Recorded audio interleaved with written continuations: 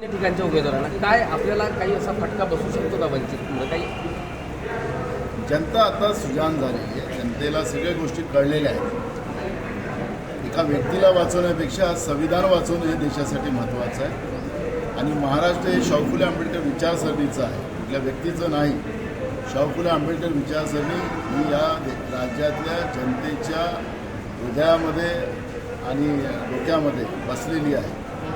आणि ज्या पद्धतीनं या शाहू फुले आंबेडकर विचारसरणीला संपवण्याचा प्रयत्न काही लोक करतात आहेत, त्याला आता उत्तर या निवडणुकीमध्ये लोक देतील.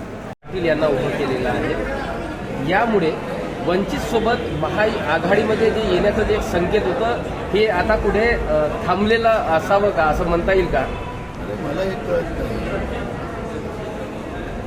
आम्ही खूप पुढं गेलो होतो त्यांच्याबरोबर. आमचं मत होतं की यावेळेस मताचं विभाजन होऊ नये. त्यांनी आमची चेष्टा केली, वारंवार केली. तुम्ही 2.5-3 महिने तुमच्याच व्हिडिओवर दाखवत होते. तरी काँग्रेसच्या वतीनं मी स्वतः भूमिका घेऊन माझ्या हायकमांडला समजावून सांगितलं होतं. आम्ही पूर्ण तयारीनं होतो. पण त्यांनी ज्या पद्धतीनं संपूर्ण महाराष्ट्रामध्ये कॅन्डिडेट उभं करायचं काम सुरुवात केलं, याचा अर्थ त्यांनाच ही मैत्री नव्हती पाहिजे हे त्याच्यातून सिद्ध होत होतं. मग त्यांनाच पाहिजे नाही तर मग आम्हाला कसं थांबता येईल? आणि म्हणून काल आम्ही त्या ठिकाणी जाहीर केलं. तुमच्यावर त्यांचं खोचं टीका आहे. नाना पटोले गृहस्थ आहेत, मात्र त्यांना काँग्रेसच्या उमेदवारी देत असताना विचारात घेत नाहीत पक्षश्रेष्ठी, असं काही होत आहे का? त्यांना काँग्रेसबद्दल बोलायचा अधिकार नाही, मी कालच सुचवलं. त्यांच्या भोकर विधानसभेतच त्यांची काय अवस्था होत आहे, कसं लोक त्यांना येऊ देत नाही आहे हे ते आपण पाहतो आहे. त्याच्यामुळे आता काँग्रेसवर बोलणं त्यांनी टाळावं. काँग्रेसच्या नावाने खूप कमवलं तुम्ही, काँग्रेसच्या नावाने खूप राज्य भोगला आणि काँग्रेसला कसं संपवायचं हे त्यांनी प्लॅन केलेला होता. बरं झालं ते आज आपल्यात नाही. पण एक गोष्ट आहे की आता त्यांनी काँग्रेसवर बोलायला टाळलं पाहिजे.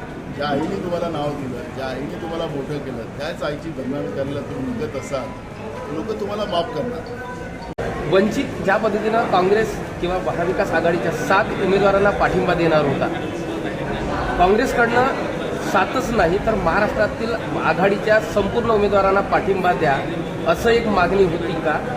आणि त्या संदर्भात काही आंबेडकरांशी बोलणं झालं? साधा विषय आहे. त्यांनी त्यांच्याकडून सांगितलं काँग्रेसला पाठिंबा, आम्ही महाविकास आघाडीमध्ये आहोत. त्यांना समजा सपोर्ट करायचा असेल तर महाविकास आघाडीला करायचा असतो, एकाला नाही करायचा असतो. आता त्यांचे महान आहेत, त्यांच्याबद्दल तुम्हाला काही बोलता येत नाही. पण परवा मी जाणार आहे अकोल्याला.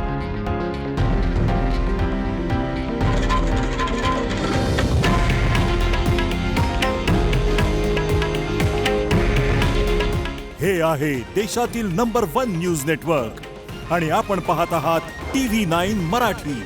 काळजी तुमची, हित महाराष्ट्राचं.